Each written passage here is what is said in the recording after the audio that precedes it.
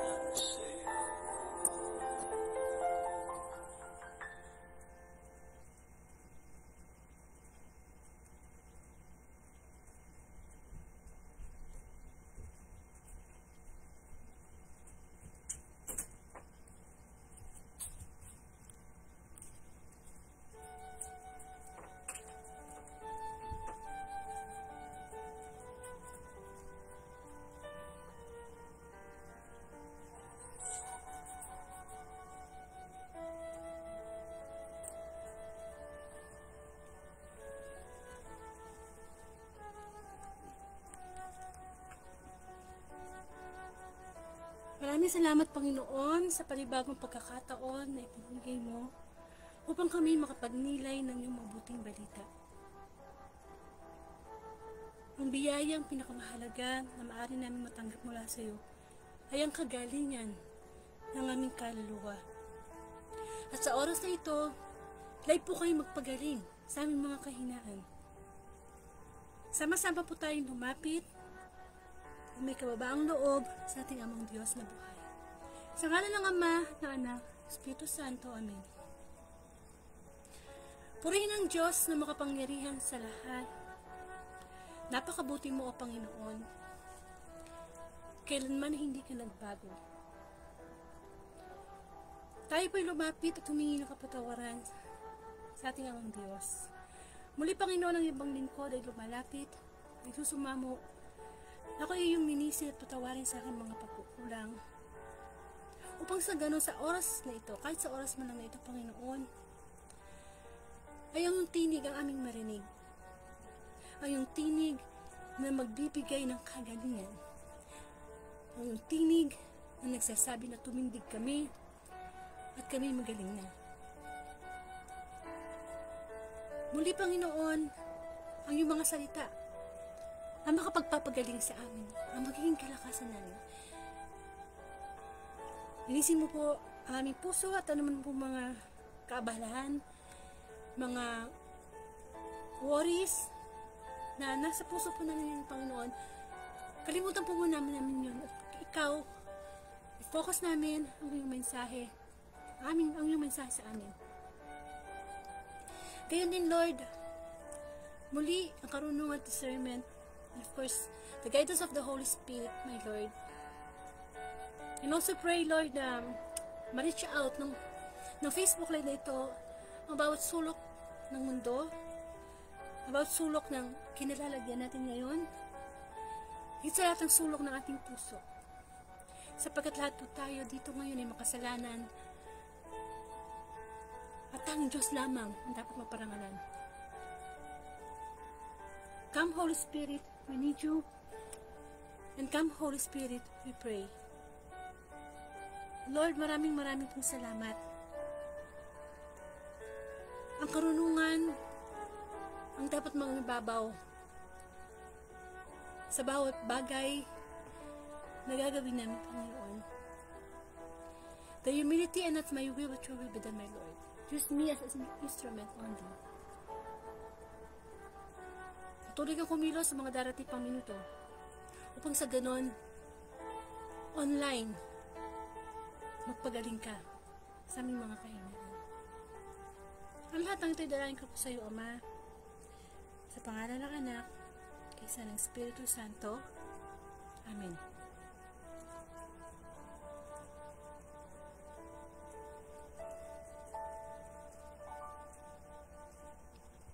Bigyan po natin ng parangal ang mabuting balita. Hallelujah, hallelujah, hallelujah.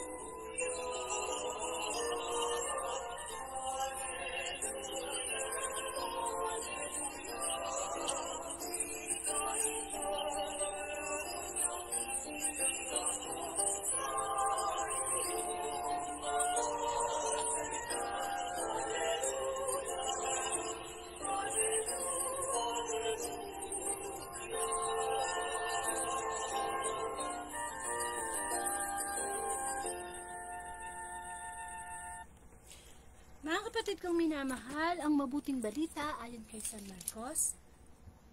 Papuri sa iyo, Panginoon. Ang pagtawag kay Levi. Muling pumunta si Jesus sa baybayin ng lawa ng Galilea. Sinundan siya ng napakaraming tao at sila'y tinuruan niya.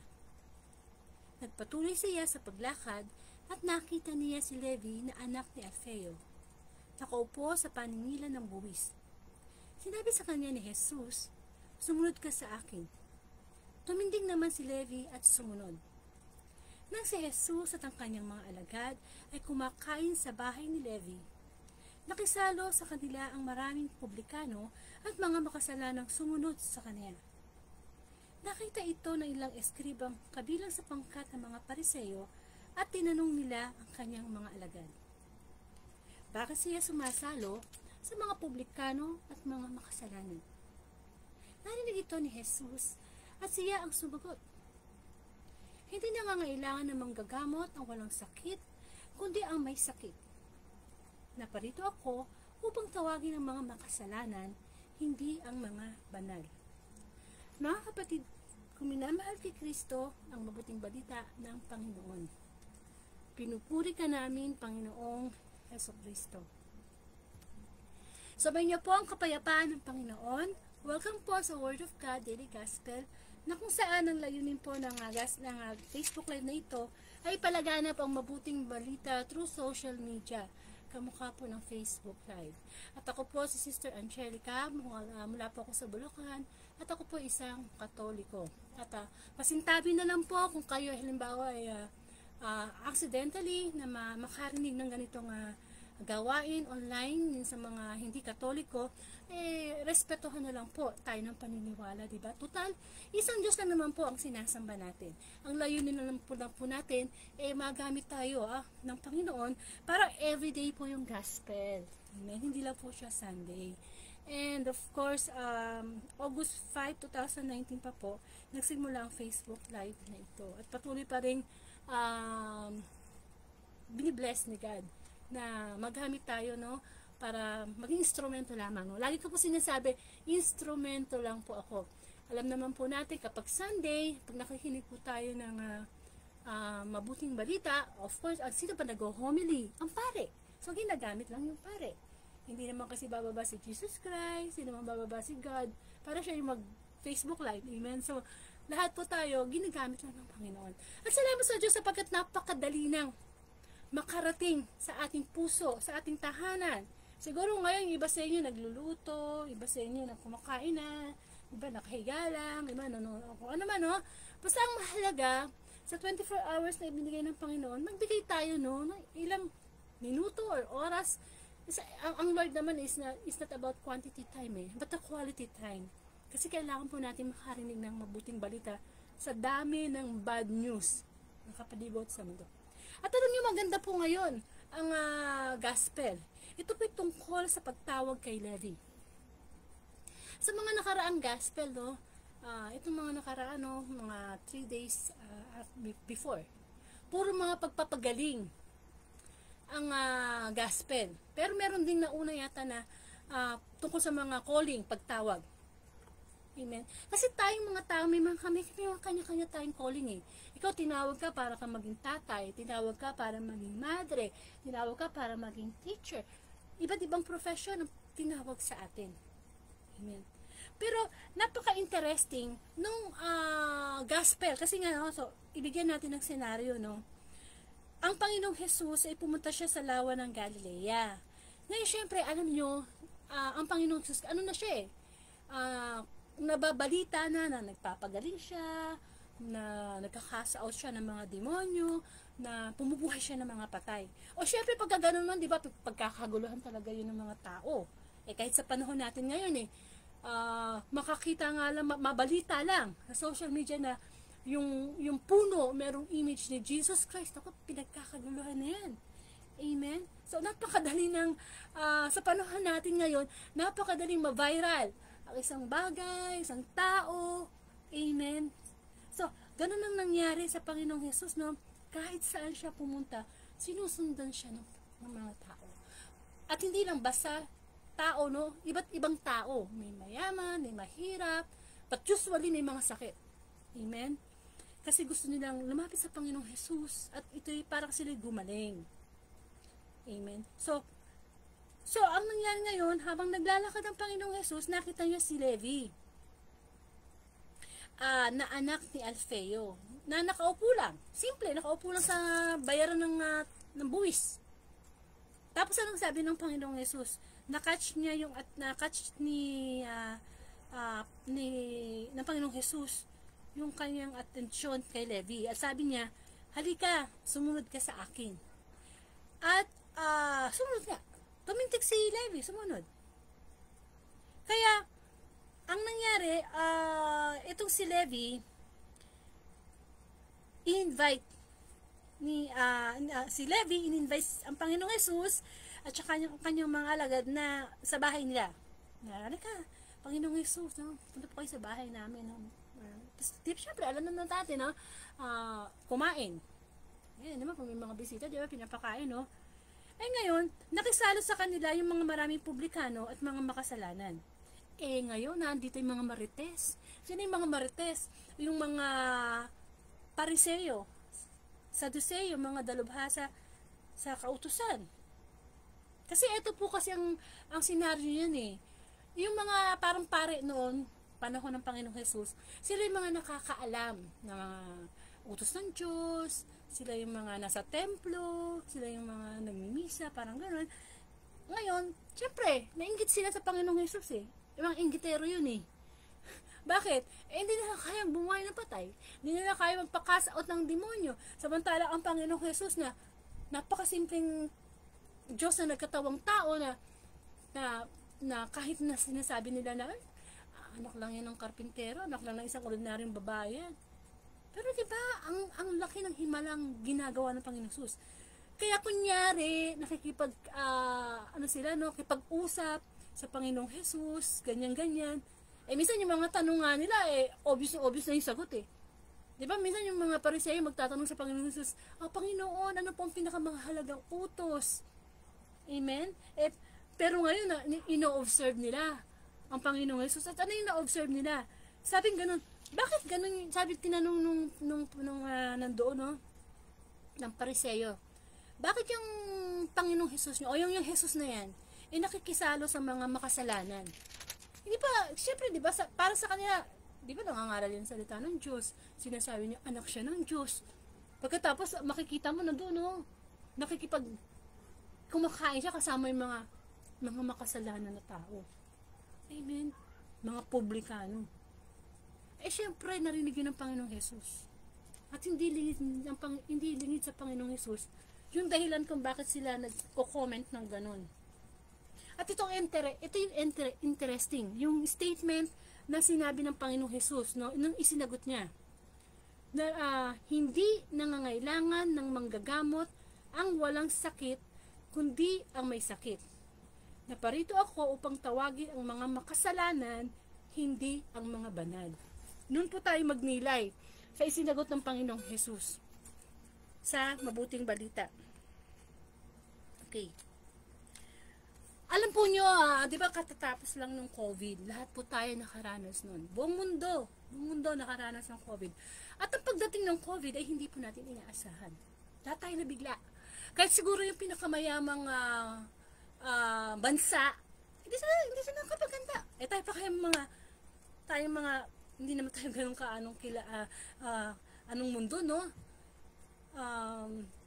Hindi tayo kasing advance sila, hindi kamukha ng mga Amerika, dati sila nagulat na hindi tayo nakapaganda na nung dumating ba yung COVID, meron ka ba talagang savings? Nung dumating yung COVID, baka mamaya kakapasok ko pa lang sa trabaho. Nung dumating yung COVID, baka mamaya, hindi ba? Walang nakapaganda.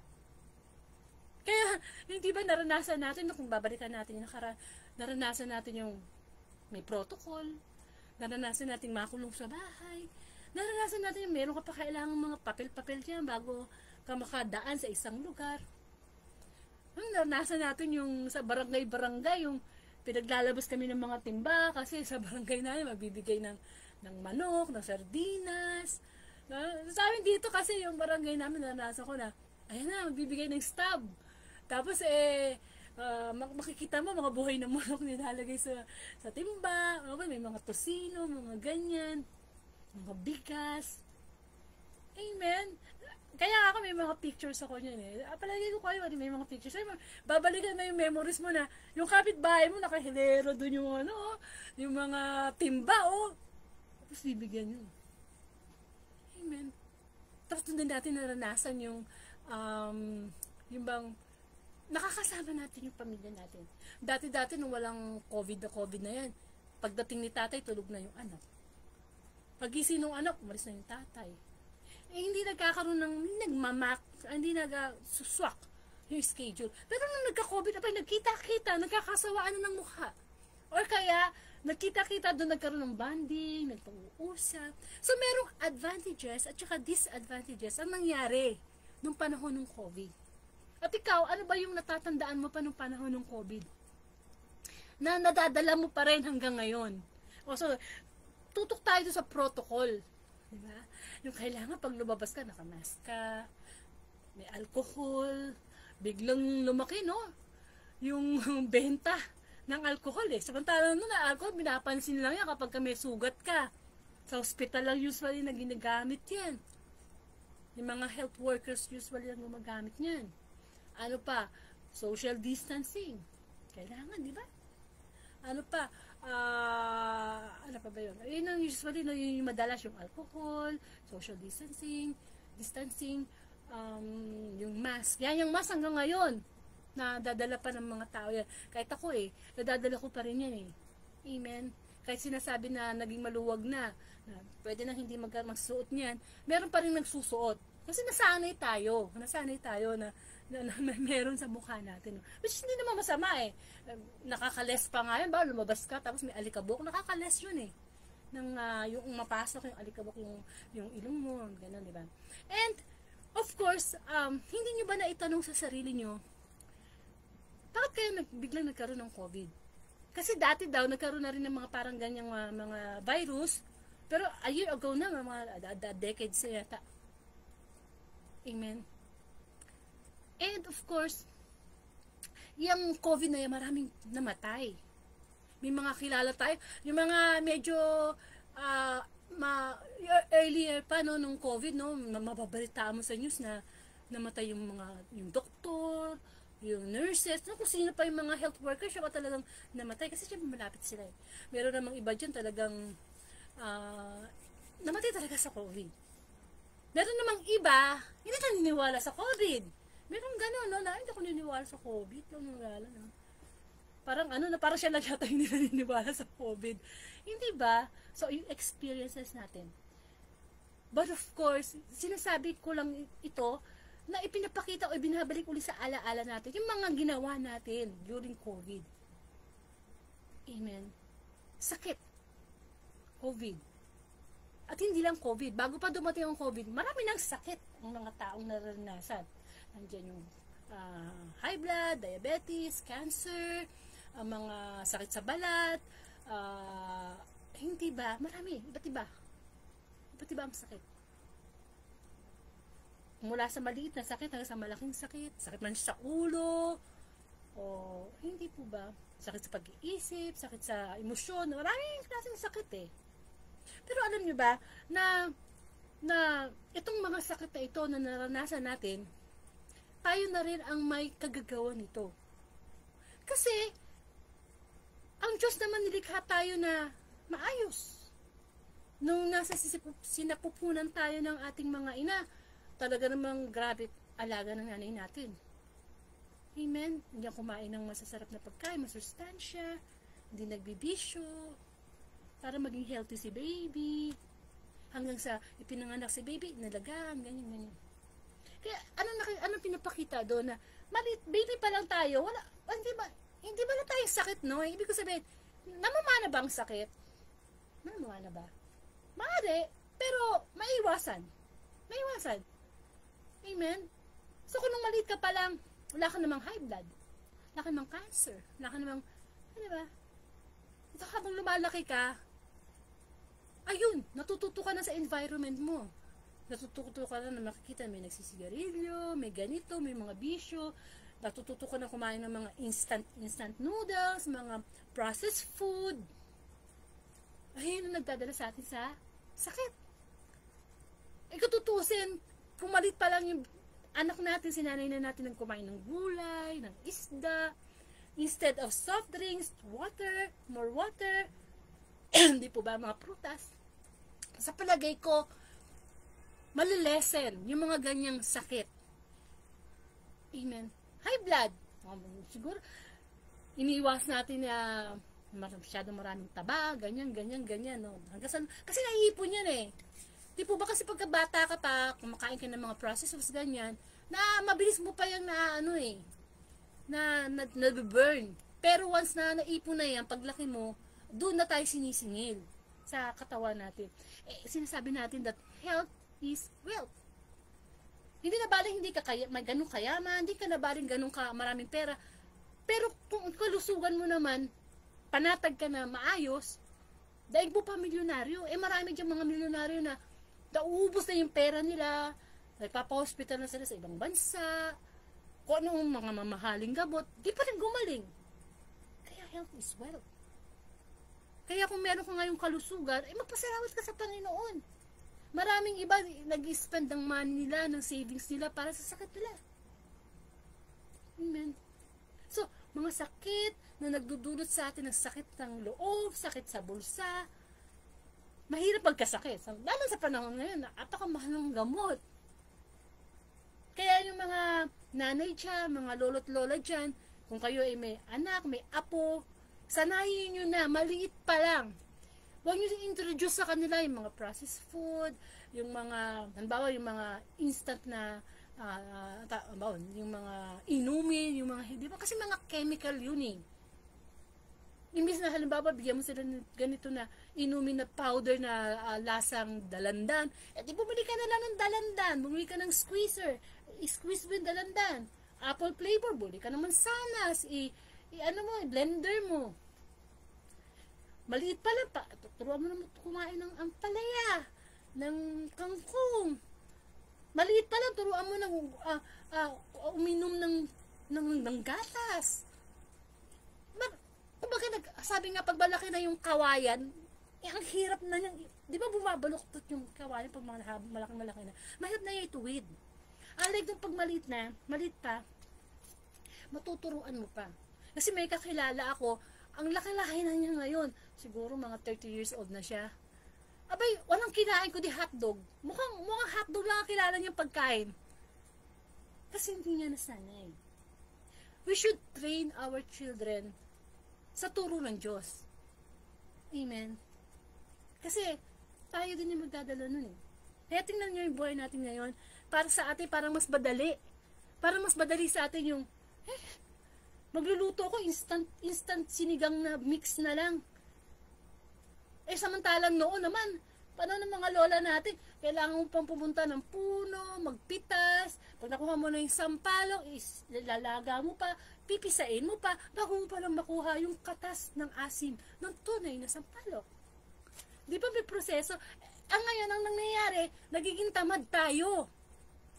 Pag nagluluto tayo, lahat ng chemical, nandun na yung magic sarap, nandun na yung bedsheet. Minsan, lalo sa karinderya, pag nagluto, pagka kumain ka, usually, di mo nakakita. Karinderya, di mo nakakita kung paano na niluluto yun eh. Minsan, nasasarapan ka na lang, kasi puro panlasa na lang ng chemical. Naiipon po yun sa katawan natin. Nagkakasakit tayo. At isa pa, hindi lang yung mga kinakain natin ang nagdudulot sa atin ng sakit. Yung ating mga emosyon din. Napapansin mo, may high blood ka, nagpa-check up ka sa doktor, iniresetahan ka ng gamot sa high blood, inom ka naman, no? Inom ka naman. Pero magagalitin ka pa rin. Galit ka pa ng galit. Sa palagay mo kaya, gagaling ka? Umiinom ka nga ng pang high blood, pero magagalitin ka, hindi ka gagaling. May connection kasi yun eh. Kapag tayo ay umiinom ng gamot, kailangan nakikipag-cooperate yung damdamin natin. Yung emotion natin. Kasi meron yung natural healing eh. Meron tayong natural healing eh. Mas dali tayong magagaling kung maganda yung pakiramdam natin. Amen. Kung mabigat yung karamdaman mo, umiinom ka ng gamot, nagkakaroon din ng kontra-kontra yun eh. Di po ba?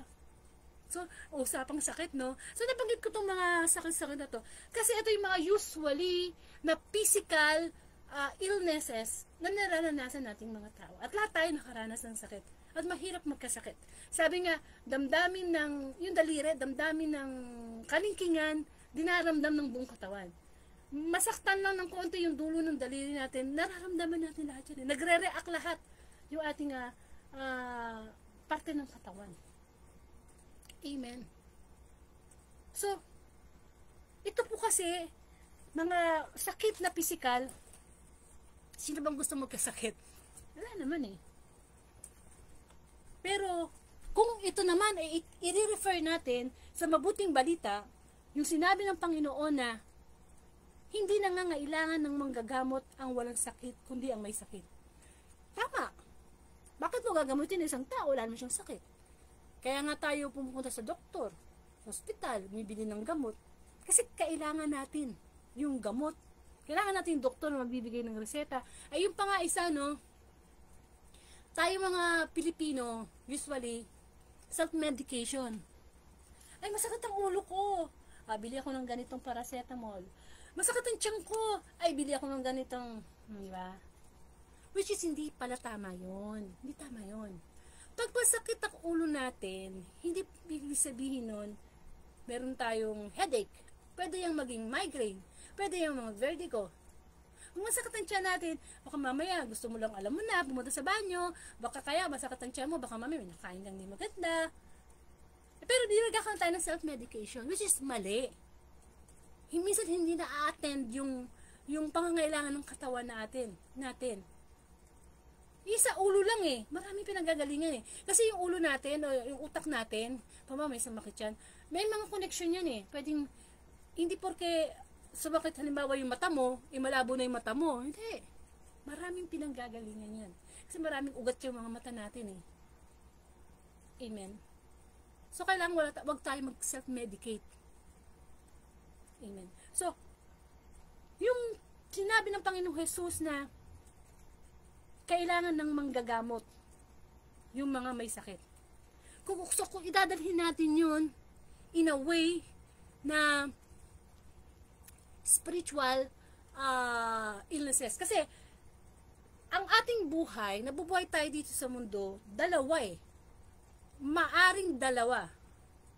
In a way na meron tayong physical living, saka spiritual living. Meron ding physical illnesses at spiritual illnesses. Kamukha na kanina noon, nagkikwento ako, yung puro physical yun, yung kinikwento ko na tayo lahat nakakaranas. Lahat tayo nakakaranas ng mga ganong illnesses. Yung mga sakit, di ba? Mga makikita may mga skin disease, yung mga, kasi no? Ngayon, pero ang mabuting balita, more of ang gusto ng Diyos ay malalaman natin yung ating mga spiritual na karamdaman. Kasi, akala nating mga tao, ang problema natin is, lalo na ng government na, yung mga health issues.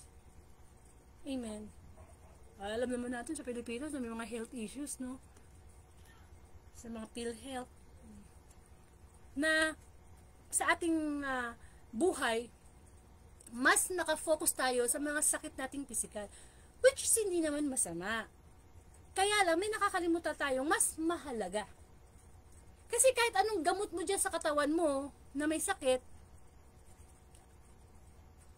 darating pa rin talaga yung tayo, mamatay tayo. Amen. Yan nakatotohanan ng buhay eh. Pero, ang mas gustong bigyan atensyon ng Diyos, yung ating spiritual na karamdaman. Kasi everyday, ang katotohanan, we are living in a spiritual battle.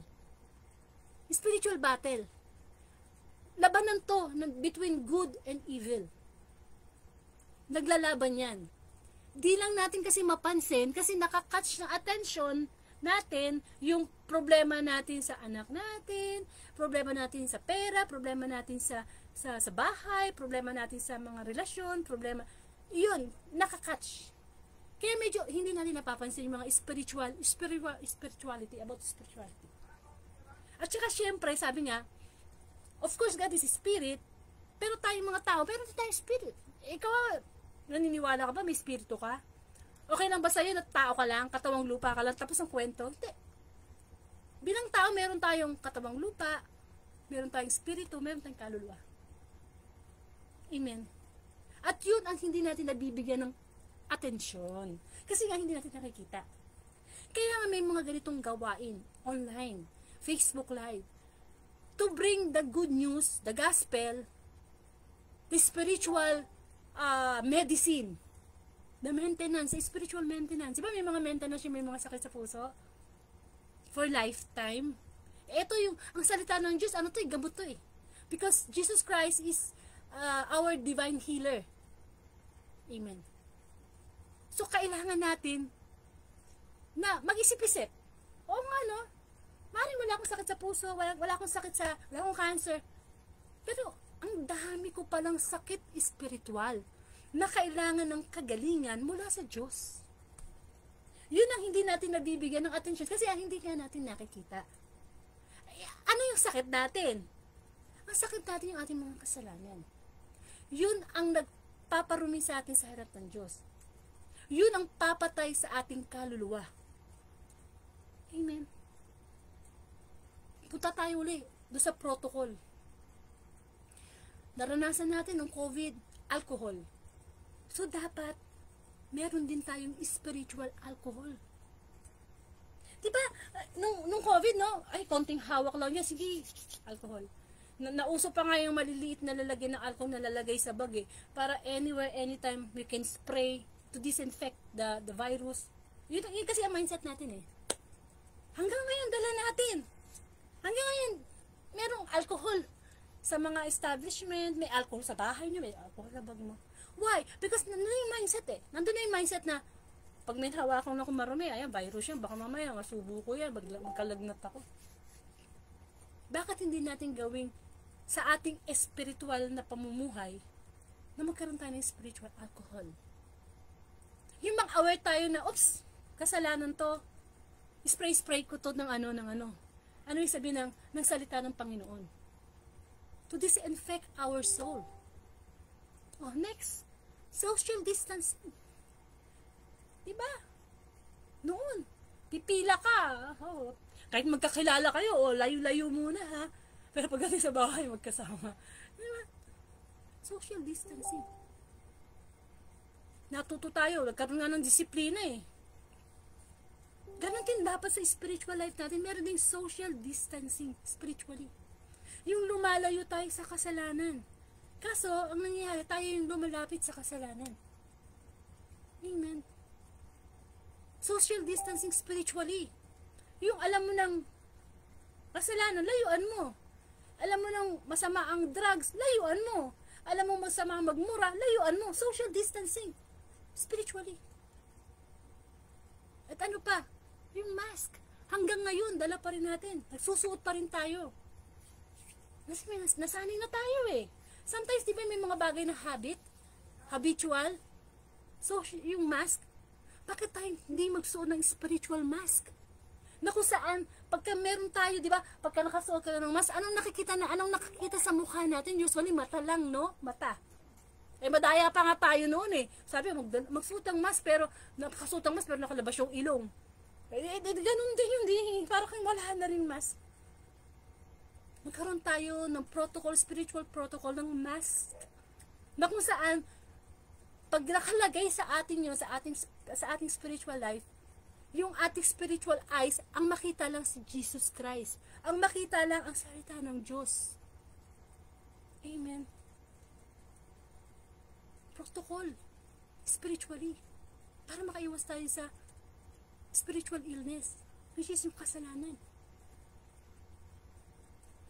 Kung nagagawa natin physically, o nagawa natin physical, na magka-alcohol, mag-social distancing, magsuot ng mask, mas dapat nating magawa spiritually yun. Kasi, aanahin mo ang mapasayo ang lahat ng sa mundo kung ang kapalit na ay kaluluwa natin. Amen. Tayo ay nilikha ng Diyos na likas na makasalanan. Likas tayo talagang makasalanan. Kaya nga, madali tayo sa sinasabing tawag ng laman eh. Halimbawa lang yung junk food. Di ba napakasarap ng junk food? Yung lasa ng cheese flavor, pimiento flavor, ano flavor yan, cheddar flavor. Sarap kainin.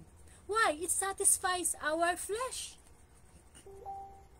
Sarap manigarilyo. Lalo na pagkatapos kumain, it satisfies our flesh. Ang sarap mag-uminom. Ang sarap, diba? Kasi yung mga bagay na kinakain natin, nagsasatisfy yan sa ating kabusugan, pisikal. Na kapag tayo ay nagugutom, di ba usually pag gutom ka na, yung tiyan mo parang tumutunog-tunog na yan. Meron na yung initial reaction. Nagsisend na yan sa mind natin. ng message na, oy, nagugutom na ako. O, punta ka na ng rep, maaaring punta ka na ng tindahan, kakain ka na. Kasi pag hindi mo yung ginawa, hindi ka mapapakali. Nagugutom ako eh. Kahit siguro malayo yung tindahan, pupuntahan mo. Kahit madaling araw, nagugutom ako eh. Nauuhaw ka. Eh kahit ano sigurong mangyari, iinom kang tubig. Naranasan mo na ba na mauhaw na hindi ka umiinom, tinitiis mo yung sarili mo? Di ba ang hirap nun? Uhaw na uhaw ka na, pagkatapos hindi ka umiinom. Hindi kaya ng katawan natin yun. Kasi meron tayong initial reaction, nagre-react yung katawan natin eh. Kung yung mga ganong bagay physically, ginagawa natin kasi talagang nagre-react, what about our spirit? Nagugutom din yung espiritu natin. Nauuhaw din. Kaya nga diba sabi, Jesus Christ is the life, the water, the living water. Si Kristo, ang pagkain at inuming nagbibigay buhay. Kasi yung mga physical food na kinakain natin, pagkakain natin yan, gutom na naman tayo uli. Unlike nung si Jesus Christ, yung pagkain nagbibigay buhay, kapag siya ay kinain natin, yung tinanggap ng ating spiritual aspeto ng ating spirito, hindi na tayo magugutom, hindi na tayo mauuhaw. Amen. Eh ang kaso, hindi natin sinesearch yun. Yung bang gutom na yung espiritu natin na magpatawad, hindi pa rin tayo nagpapatawad. Yung bang gutom na yung espiritu natin na huwag magiging mainggitin, huwag magiging magagalitin. Na kailangan na natin ng salita ng Diyos para hindi ba matuto tayong magpapakumbaba, magtumulong sa kapwa. Kasi hindi ka kasi nakikita yun. Eh tayong taong mga sigurista eh. Yung baby nasa tiyan pa lang, o sige, kuna na yan ang educational plan. Hindi pa namamatay, o sige, kukuha na ako ng memorial plan. Diba? Which is hindi naman sama, pinaghahandaan mo eh. Ba't hindi tayo maging sigurista sa ating kaluluwa? Na dapat talagang mas pinaghahandaan natin. Amen. Pasalamat tayo sa Diyos. Ang bait-bait ng Diyos. Na itong araw na ito, na January 13, 2024, ipinagkaloob pa sa atin. Kanina umaga, marami ng mga tao na hindi na nagising. Patay na. Pero di ba sabi ni Kristo, ang sino mang lumalapit sa Kanya,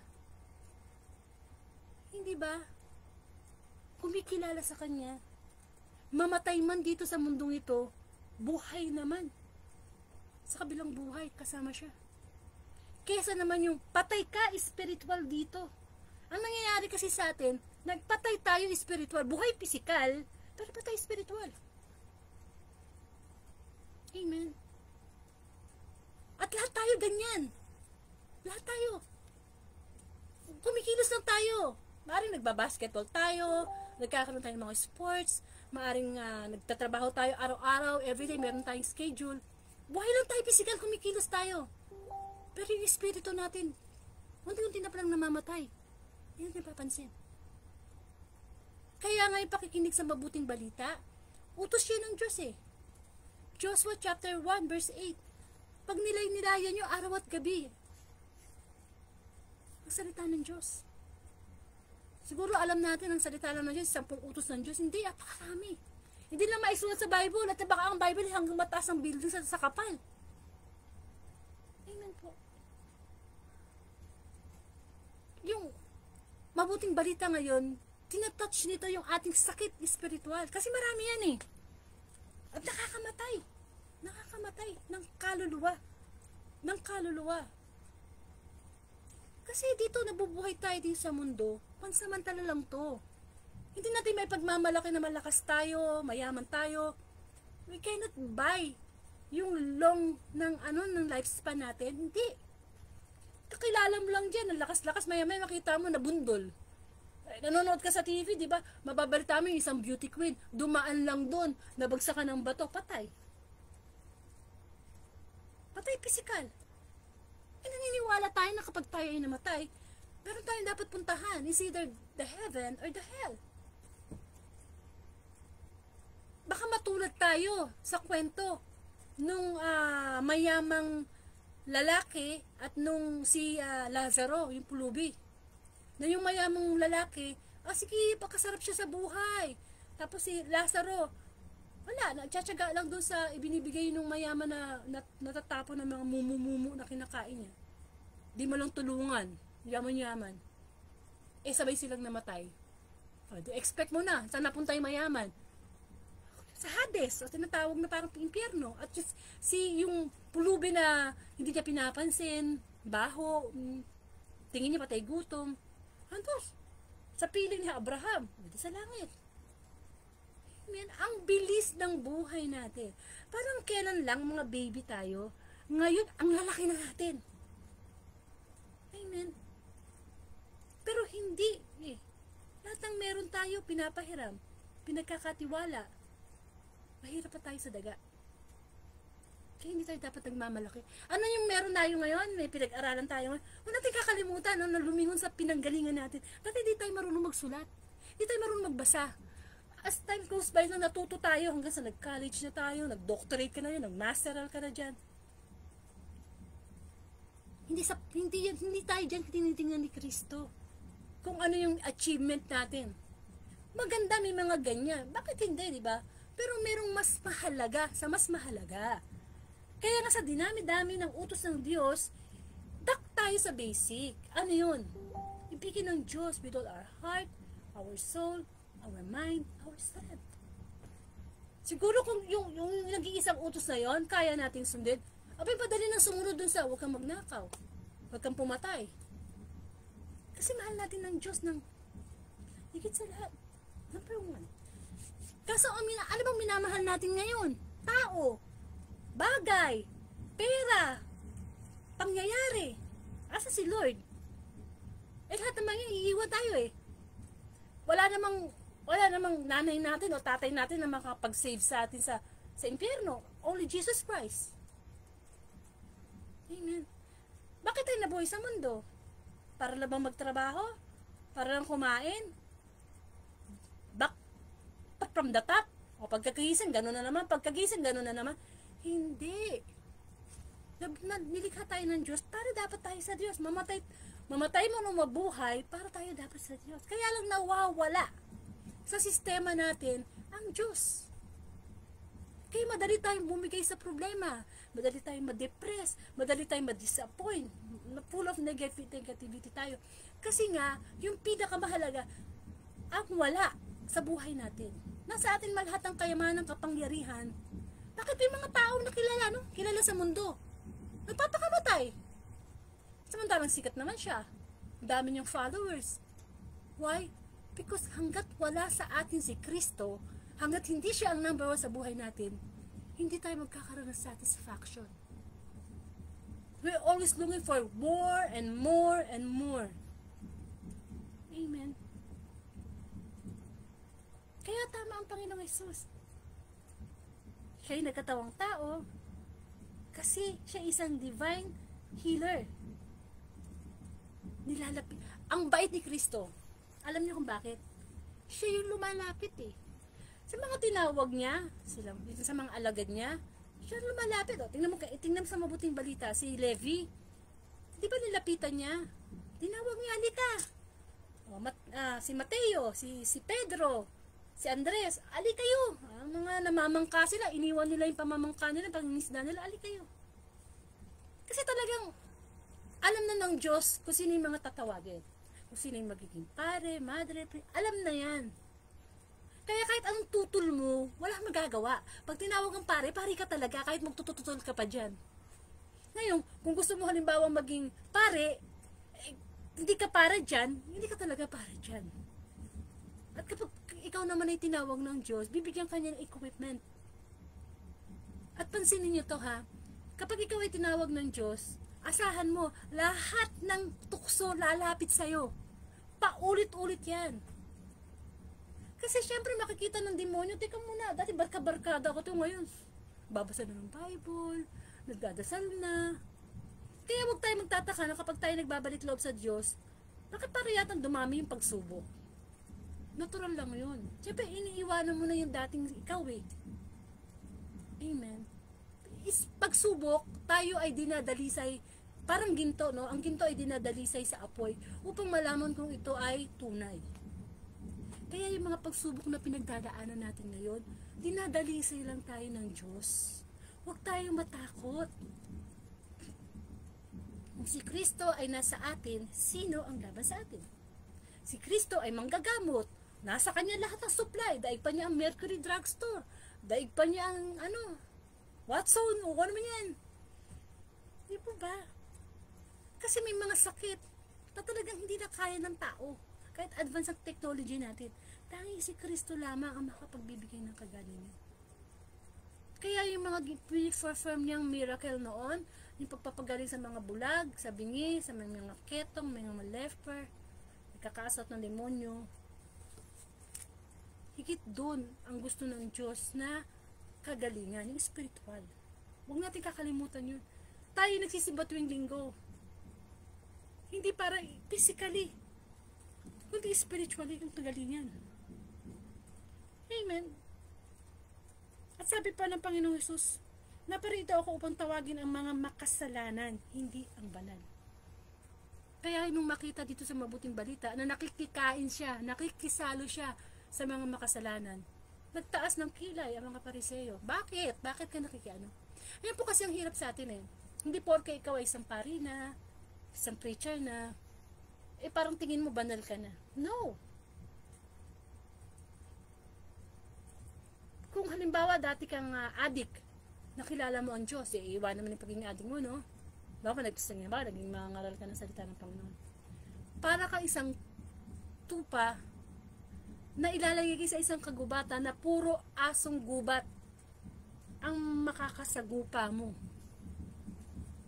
Amen. Hindi ka mukha noon na hindi ka tupa, ikaw ay asong gubat, okay lang. Makimingle. Hindi naman tayo, yung mga pare, hindi naman sinabi sa pare na, oy, pare ka ha, huwag kang sasama sa ganyan, hindi. Yun nga gusto ng Panginoon eh.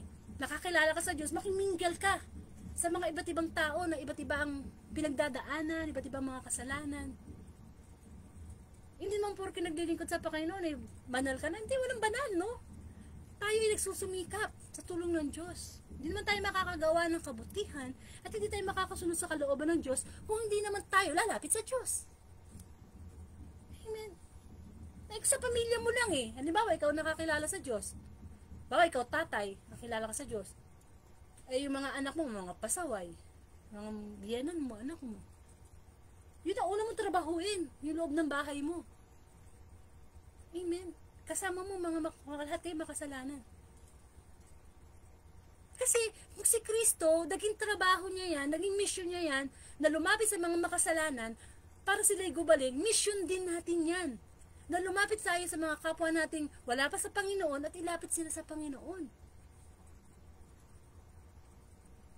Mag-iba na daw tayo ng ating isipan, sabi sa Bible. Huwag na kayong makibagay o makisabay sa takbo ng mundo. Because our generation is an evil generation. Kung noong ginunaw ng Diyos ang mundo sa panahon ni Noah sa pamamagitan ng baha, ang mundo natin ngayon 10 times, 20 times na mas masama kaysa noon. Bakit? Kasi ang bilis na ngayon ng kasalanan. Hindi ka mukha noon, tagal. Kasi wala pa mga fast technology. Ngayon, di ba, magbukas ka ng internet, makakakuha ka ng mga porn sites. Manood ka lang sa YouTube, may mga content creator na nag-spread ng war. Yung bang, ibig sabihin na, pagka ginawan ka ng masama, gawan mo mas masama. Di ba? Hindi ganun ang tulong ni Kristo eh. Ang tulong ni Kristo kapag merong nagkasala sa'yo, Patawarin mo, ipagdasal mo, huwag kang maghiganti. Amen. Kasi nga, ang nagahari ngayon sa mundo, si Satanas. At ginagamit niya ang social media. Kaya pag hindi tayo nakikinig ng mabuting balita, hindi tayo napapaalahanan na, teka muna, mali na pala yung ginagawa ko. Bakit ginagaya yung mga sikat na artista, politiko, hindi naman nila nag-glorify si God. Nag-spread sila ng hindi ng love, kundi ng war. At sakit yun. Yun ang tinatawag na spiritual na sakit. Na yung content creator ka, tapos pinapakita mo sa mga followers mo na, ito tama itong ginagawa ko, tama itong ginagawa ko. Yung bang gino-glorify mo yung sarili mo.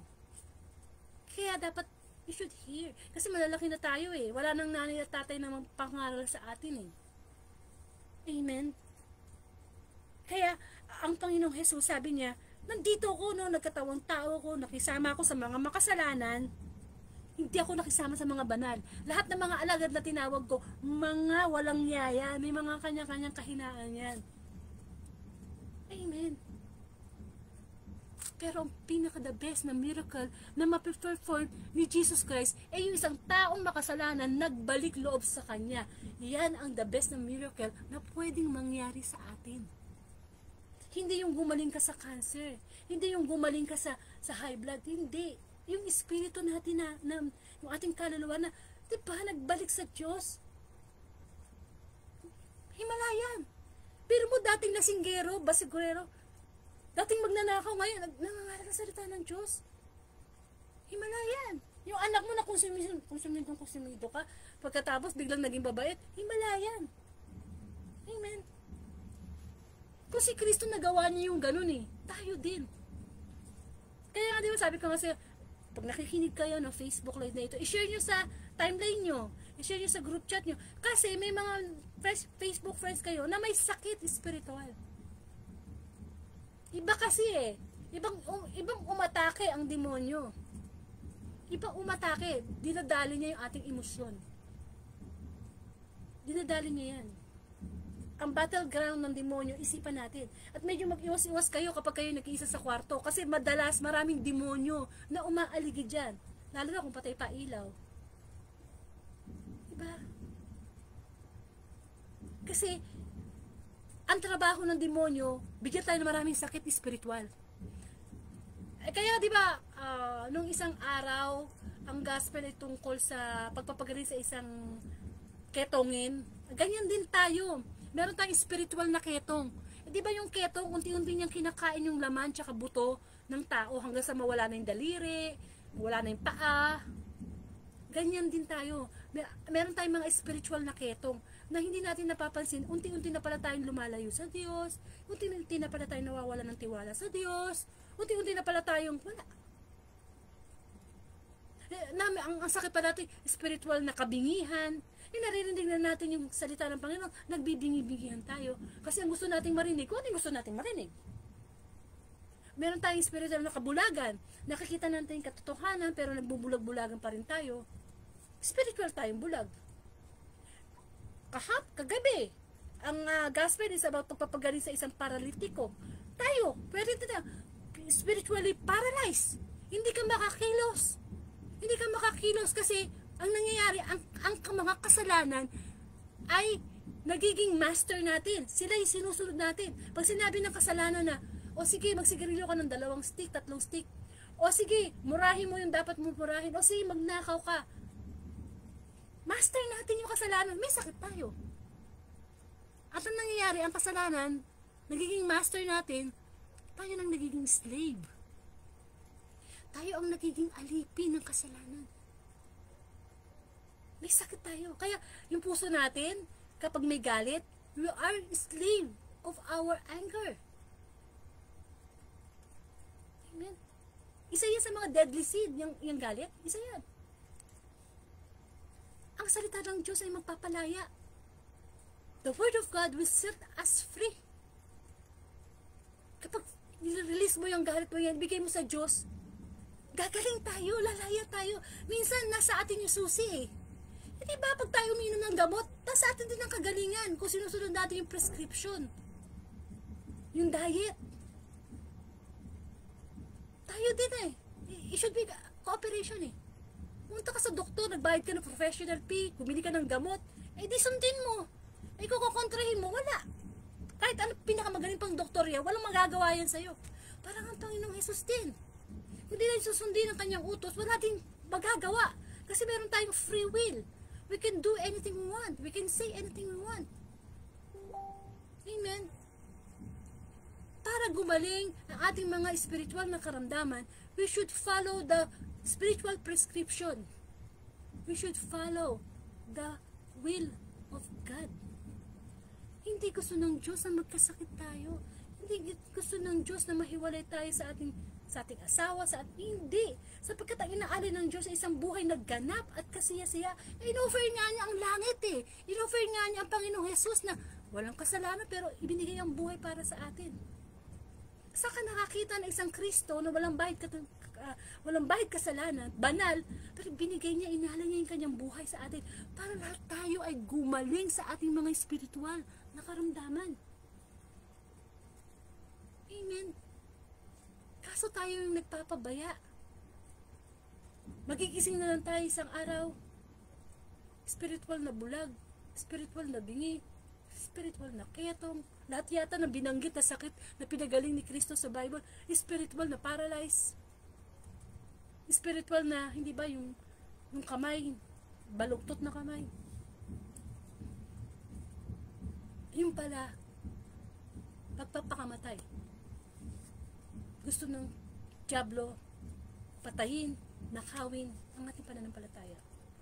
Kaya may mga tao ibang, di ba, na nagiging helpless na, hopeless na, depressed na. Depression, yan. Sakit na, mapanganib, di nakikita. Pero di ba, magbabalitaan na natin sikat na artista, personality, nagpakamatay.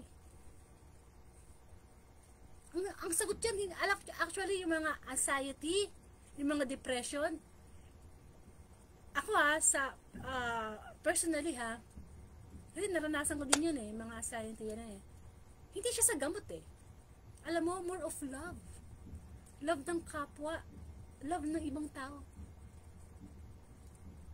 At higit sa lahat, love ng Diyos. At love mo sa sarili mo.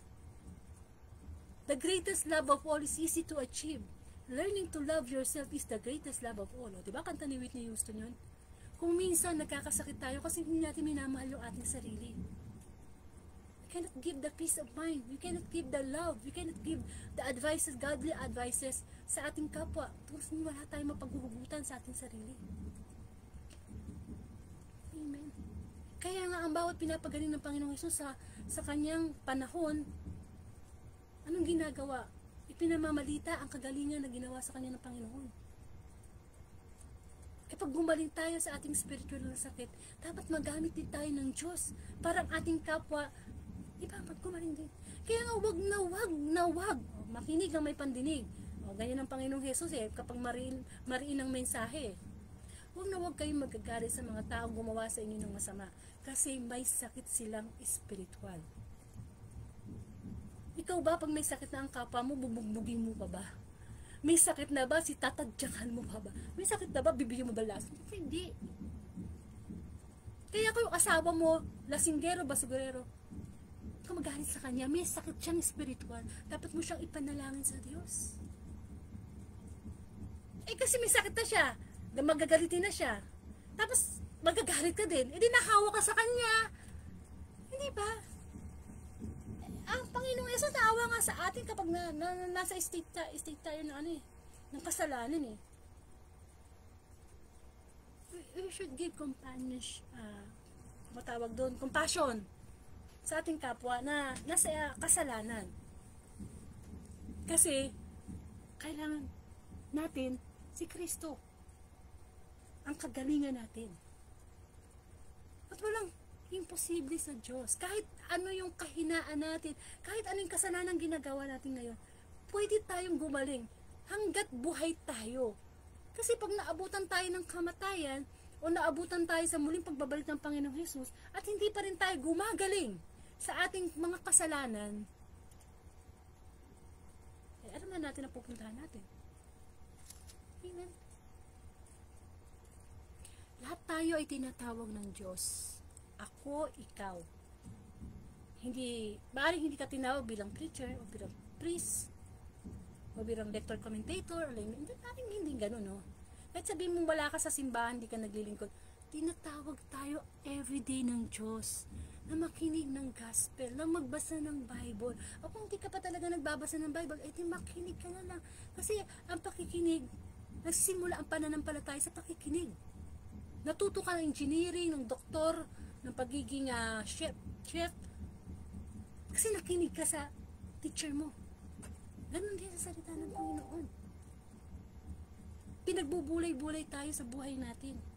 Na oo nga, no, akala ko, complete family na ako. Akala ko, successful na ako sa career ko. Hindi pala to ang totoong success. Ang totoo palang buhay, ang totoo palang kayamanan, ay ang salita ng Panginoon. Di po ba? Kaya nga may kwento sa Bible eh.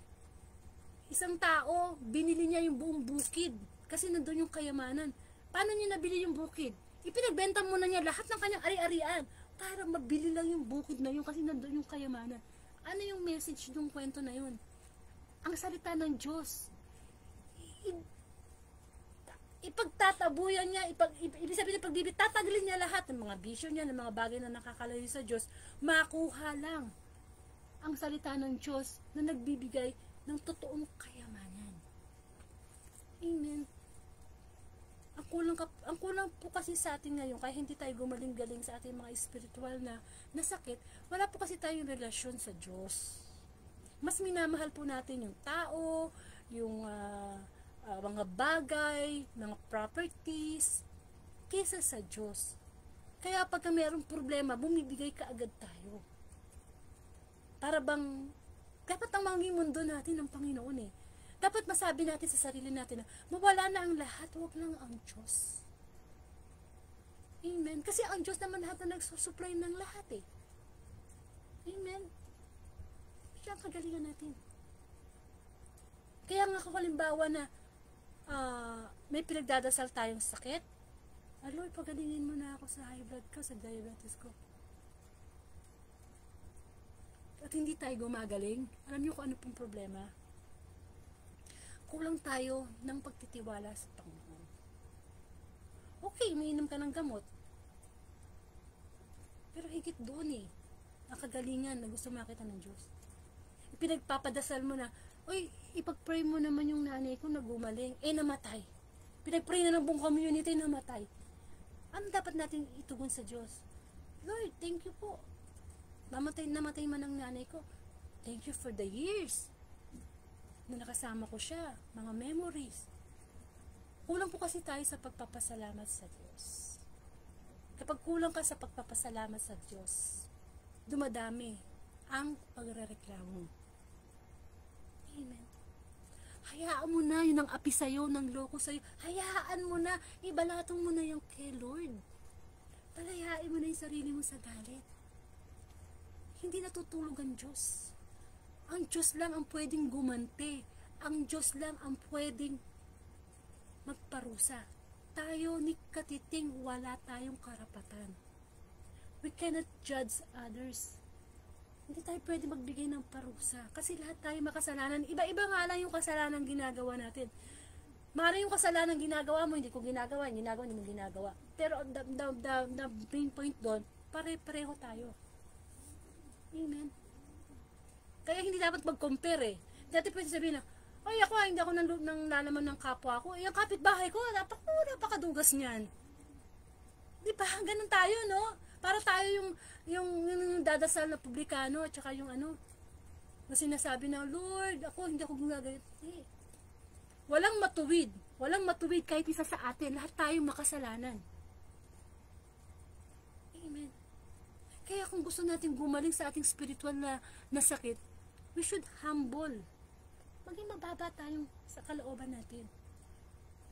Yung pagiging magagalitin mo, yung pagiging maiinggitin mo, mawawala yan. Kung si Kristo ang makikita natin,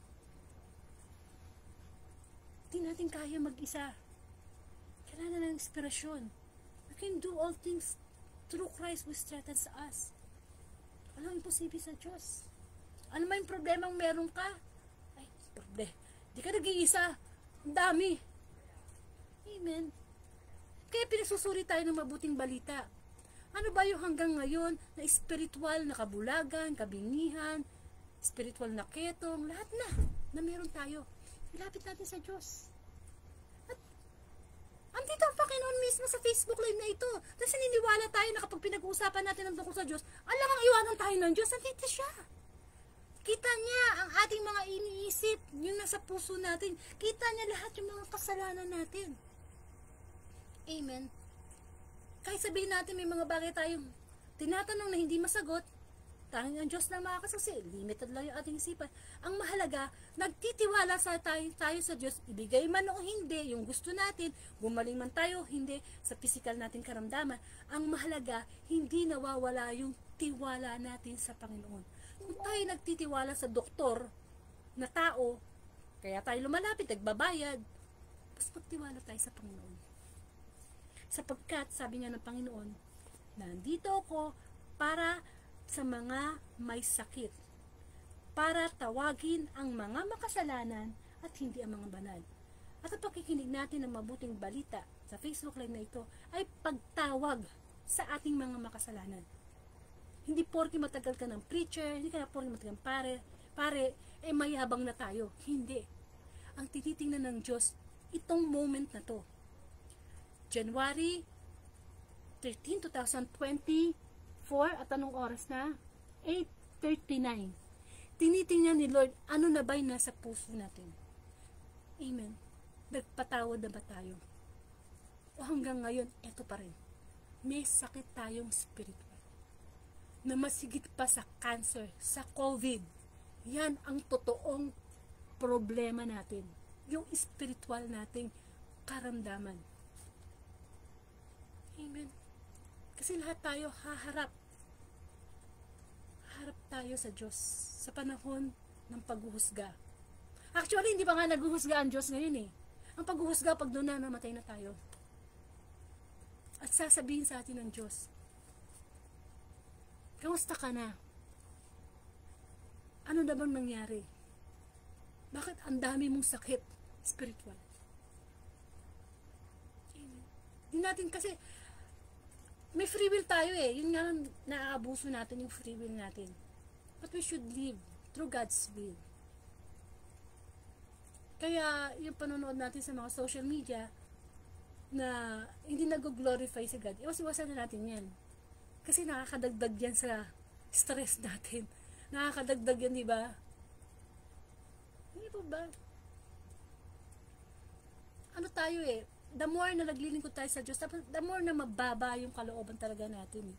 Sabi nga ni Juan Bautista, kailangan nag-i-increase sa kanya si Kristo at nagdi-decrease naman sa kanya ang kasalanan. Amen. Mahal tayo ng Panginoon.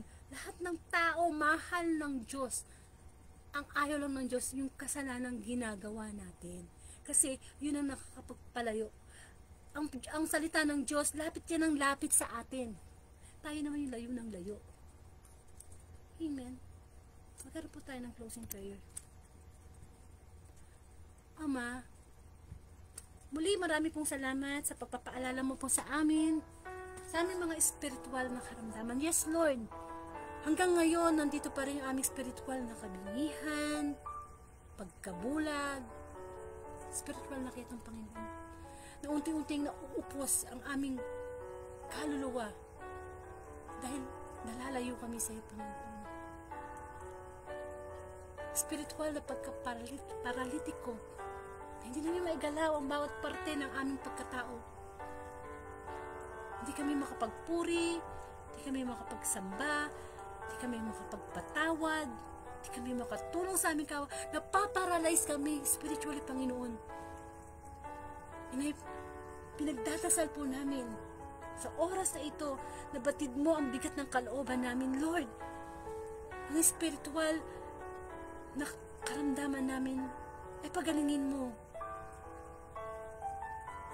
Batid mo na mga spiritual na inggit, galit, spiritual na mga negativity, mga spiritual na mga bagay na naisip namin na nakakapagpalayo sa iyo, Lord. Humihingi kami ng kagalingan in Jesus' name.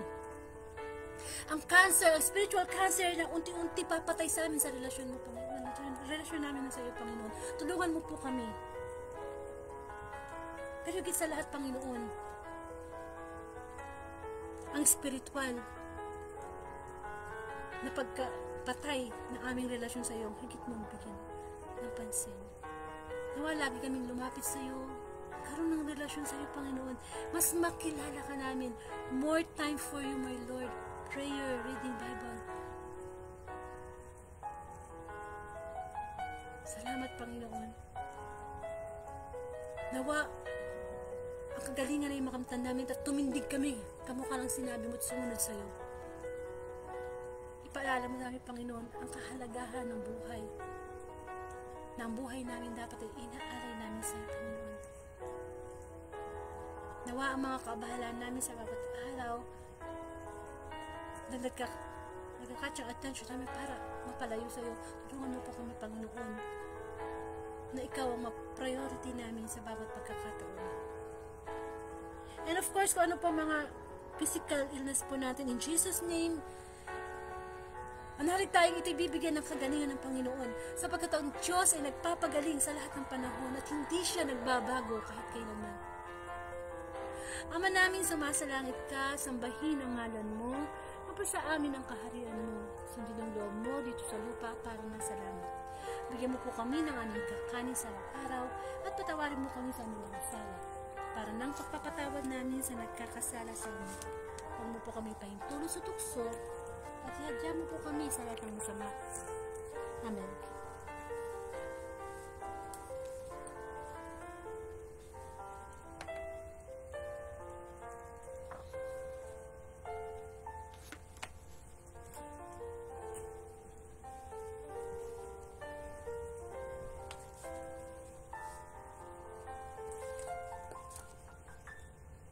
Amen. Maraming salamat, Panginoon, sa kagalingan. Nawa lagi naming maging maintenance, spiritual maintenance ang iyong salita. Na kahit paulit-ulit, no? Kasi paulit-ulit naman kami nagkakasala. Lagi naming i-desire na aming puso na makarinig. Kasi itong Facebook Live na ito ay para naman po sa amin. Okay, kung hindi niyo po naumpisahan ang Saturday Gospel, pwede po kayong bumalik sa aking timeline. Okay, sa YouTube channel ko po, pasubscribe na lang po. Type nyo na po yung Angelica Dorde. At pakishare na lang po ang Daily Gospel para po sa kapurihan ng Diyos. Ang pag-share nyo para sa kapurihan ng Diyos. Amen. At next week pa, pagkakalob ni Lord ang January 15, Sunday Gospel. Muli, alas 6 po ng umaga, tayo po yung magnilay, no?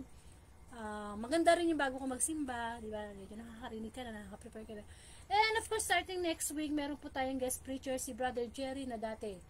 January 15, January 17, January 19, si Brother Jerry na dati. Isa po siyang sa, ang linya niya sa exorcism, sa mga nasasapian ng demonyo.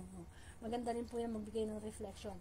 Meron din tayong guest preacher sa January 22, January 27, January 31.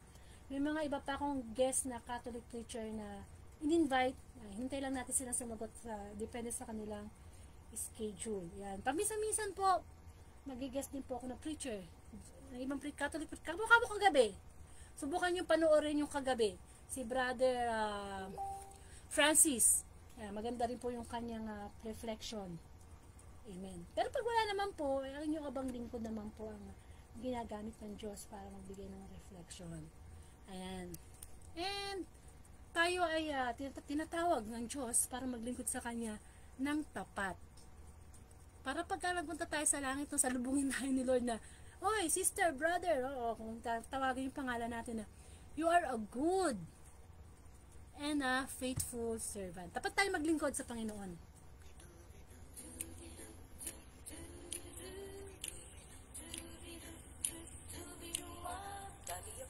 Pasok lang sa simbahan upang ipakita ang bagong damit, makipasosyalan. Kung ano ang napapansin kung yan ang tulong, ayokong gawin. Salamat sa Diyos at ang buhay ko'y binago na rin. Dapat akong maglilingkod na may pagpapakumbaba.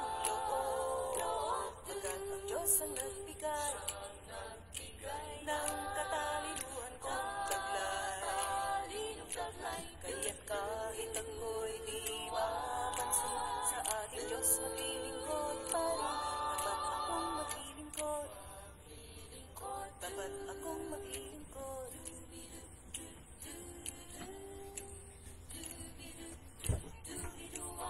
May mga taong naglilingkod para lang hangaan. Napakalipag, di napansin, ay sobrang yabang. Lahat ng paraan, kanyang sinusubukan. Makita lang na siya'y pinag-uusapan. Kaibigan, teka sandali lang. Huwag ka sanang ganyan, huwag ka sanang ganyan. Dapat ka sanang maglingkod, na may pagpapakumbabang loob. Pagkat ang Diyos ang nagbigay ng katalinuhan mong taglay. Kaya't kahit ika'y di mapansin, sa ating Diyos ay maglingkod pa rin. Dapat ka sanang maglingkod, dapat ka sanang maglingkod.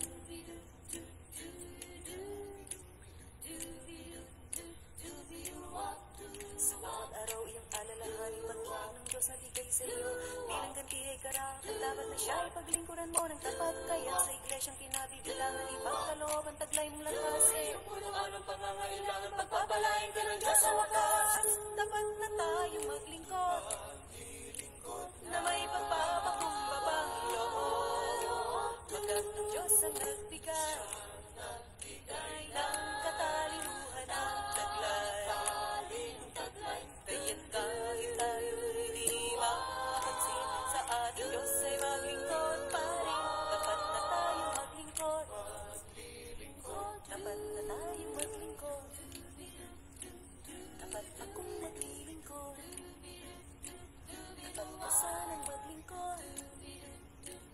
Dapat na tayong maglingkod,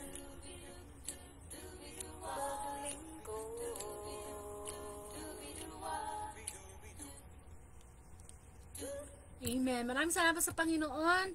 At ang pinakasama rin ng mabuting balita natin is tawag dito, lahat tayo tinatawag ng Diyos. Tinatawag tayo na magbalik loob. At tayo ay laging lumapit sa Panginoon, lalo na kung meron po tayong sakit spiritual. Ilapit natin sa Panginoon sapagkat siya yung tunay nating kagalingan. Maraming pong salamat, and to God be the glory.